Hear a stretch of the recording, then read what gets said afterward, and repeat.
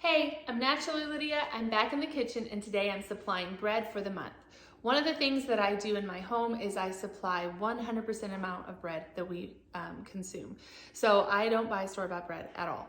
And that goes for sandwich breads, sweet breads, bagels, English muffins, everything in between, including pizza dough. And today I'm just making a month's worth of bread.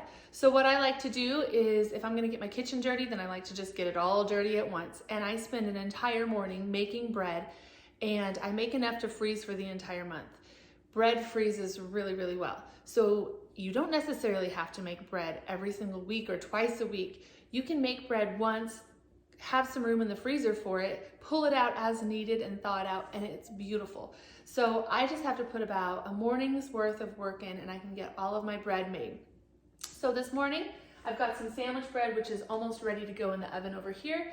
I'm getting ready to make some cheese bread, which is what I'm actually doing this video on. It's a really fun bread. It's something a little different.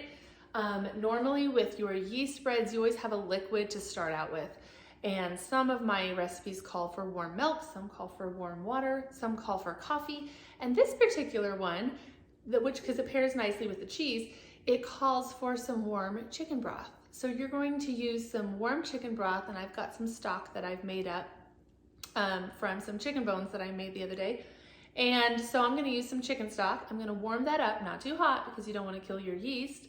And then it's gonna have some seasonings and some cheese. So it's gonna be like a really hearty, fun bread for sandwiches and that kind of flavor. So this is just a fun mix. Rather than the old normal sandwich bread, I like to throw a different bread in there sometimes.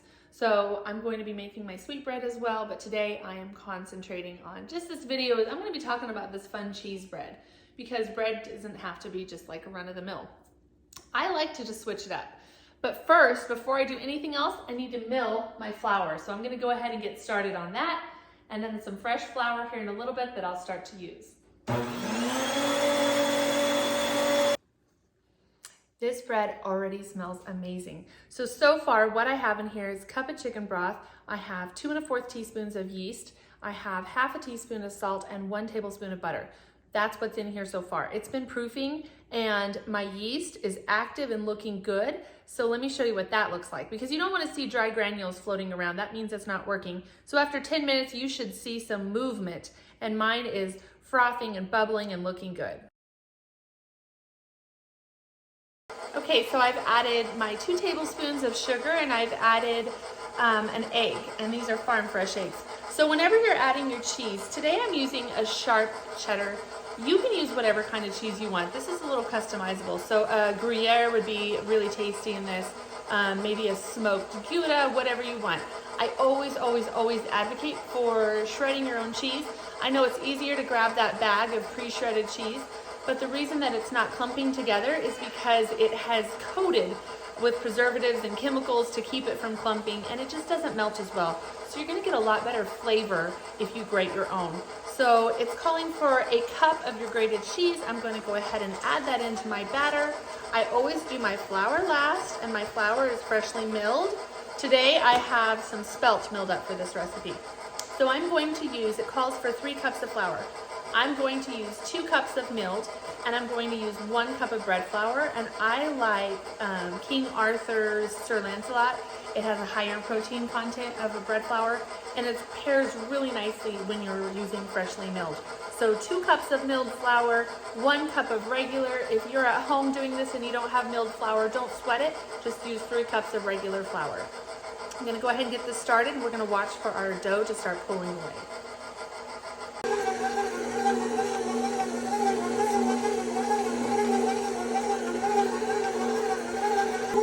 We currently have about 1/4 of a cup left of flour, and look how nicely it's pulling away from the sides. That's what you want to see. It goes from a sloppy batter to a nice rounded ball that kind of comes to the center. It starts picking everything up off the sides and cleaning the sides, and you have this nice formed dough ball. That's exactly what you want to see. When you get to this point, if you add any flour, go slowly. You don't want to over flour. Kneading is great because kneading actually helps the elasticity and it helps the gluten form. So you don't want to under knead, but you definitely don't want to over flour because that's when you get dry, crumbly bread. thing I often get asked is, how do you know when it's ready? Well, you want to be able to touch it and it not stick to your hands. So if any sticky residue comes off on your hands, then it's not quite ready. So what you're looking for is a nice formed ball. It's pulling away from the sides. Can you lift it up? Can you handle it? I can pull this up out of the bowl and handle it, which is exactly what I'm going to do.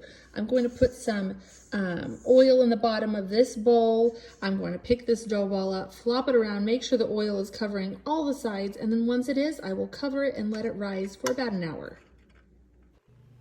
After an hour, your dough should have doubled in size. Then remove it, put it into your bread pans, cover it, and let it rise for another 30 minutes until it's doubled. Then you will bake it in the oven at 375 for 30 minutes, or until you pat the top and it sounds hollow. Then you know it's done.